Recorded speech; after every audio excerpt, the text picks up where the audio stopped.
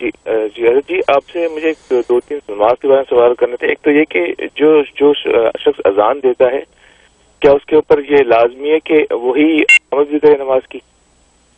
ایک یہ سوال ہے میرا. دوسرا ہے کہ حضرت جو شخص کسی کی داڑھی نہ ہو اور وہ ٹخنوں سے اوپر شزا بھی نہ کرتا ہو تو اس کا اذان دینا کیا صحیح ہے؟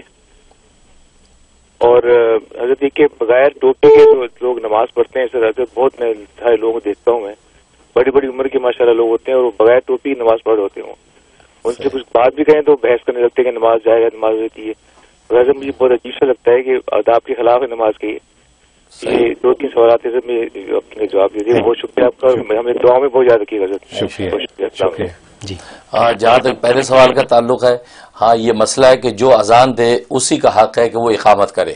ہاں اگر وہ اجازت دے دے کسی دوسرے کو کہ آپ اقامت کر سکتے ہیں تو پھر کوئی دوسرا کرے، ورنہ اس کی اجازت کے بغیر کوئی دوسرا اقامت نہیں کرے گا. جو اذان دے اسی کا حق ہے کہ وہ اقامت کرے. اور دوسرا جو ہے اذان جو ہے آپ کہہ رہے داڑھی منڈا اور ٹخنے کے نیچے پاجامہ وہ اذان دے، تو داڑھی منڈا چونکہ شریعت کے اصول میں وہ فاسق ہے اور فاسق کی اذان واجب الاعادہ ہوتی ہے، لہذا داڑھی منڈے کو چاہیے کہ وہ اذان نہ دے.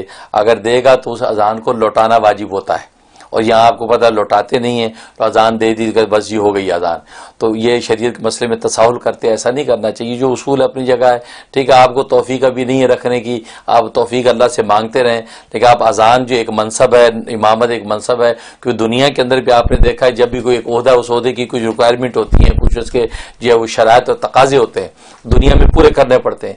ایسے یہ دین کا بہت بڑا ایک منصب ہے اذان، تو اس میں بھی جو ہے وہ داڑھی منڈا اذان دے گا تو واجب الاعادہ ہوگی، تو اس کو اذان نہیں دینی چاہیے. اور تیسرا جو ہے لوگ ننگے سر نماز پڑھتے ہیں، یہ بہت بری بات ہے. اور وہ کہہ دیتے جی کوئی بات نہیں نماز تو ہو جاتی ہے. نماز تو ایک لمبے کچھے سے بھی ہو جائے گی. وہ ناف سے لے کے یہ گھٹنوں تک لمبا کچھا پہن کے آ جائیں، پورا بدن خالی ہو، نیچے پنڈلیاں خالی ہوں، تو نماز تو اس سے بھی ہو جائے گی. نماز ہونے کا مسئلہ نہیں ہے، لیکن وہ نماز کے آداب و شرائط سنن مستحب کا لحاظ. دیکھو دنیا کے اندر کوئی بھی آپ کو ہاتھ پہ روٹی نہیں پکڑاتا، بلکہ خوبصورت چیزوں میں سجا کے دیتے ہیں، مٹھائی کا ڈبہ پورا ریپ اپ کر کے دیتے ہیں. حالانکہ آپ نے گلاب جامن کھانا اٹھا کے ہاتھ پہ پکڑا دیں، کہا جی کھانا ہی آپ نے ڈبہ تو گاربیج ہی کرنا ہے. نہیں، آداب ہوتے ہیں.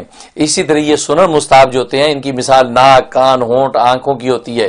اب زندہ وجود ہے کو آنکھ کان ناک نہ ہو تو کیا اس کو کوئی ایکسپٹ کرتا ہے؟ وہ بدصورت نہیں ہوگا. ایسی جو ہے وہ نماز کی بھی اپنی سنن مستحبات ہیں. نبی پاک صلی اللہ علیہ وسلم کبھی بھی ننگے سر آپ نے نماز نہیں پڑھی، آپ نے ہمیشہ ٹوپی پہن کے، یا بلکہ اکثر تو آپ نے امامہ پہن کے نماز پڑھی ہے. یہ ایک فتنہ ہے، یہ سستی اور تکاسل ہے.